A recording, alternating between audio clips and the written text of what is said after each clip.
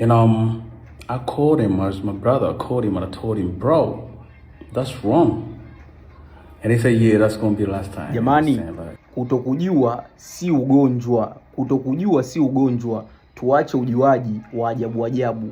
Sasa, I called him and I told him, ndo nini? I mean, what kind of English is this? Is this British English, American English, Jamaican English, Australian English? Yani ni English ya namna gani? Kwa sababu ukimuita mzungu hapa sasa hivi umuulize huyu jamaa amezungumza nini, mzungu hawezi kukumbia, hawezi kuelewa kwa sababu sio Kiingereza. I called him and I told him. Mnataka investment ndo nini? Yani kwenye investment unataka uniambie kuna R pale? Bwana, kutokujua si ugonjwa jamani. Hivi vitu vimeletwa na meli hivi jamani. Yaani unasikia unapomsikia mzungu akiwa anaongea Kiswahili ile haujambo ndo nataka kuja hapo kwenu. Unaona vile unapomsikia?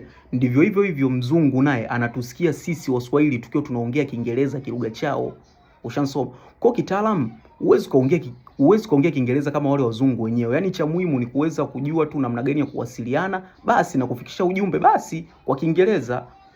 Na ile sentence blaza loipiga ile, the problem is to mention my name under somebody. Ile mbona kama tungo tata ile kama tungo tata. Yaani ukisema uifanyie uchanganuzi wa sentence ukagawa katika sehemu za kiima na kialifu.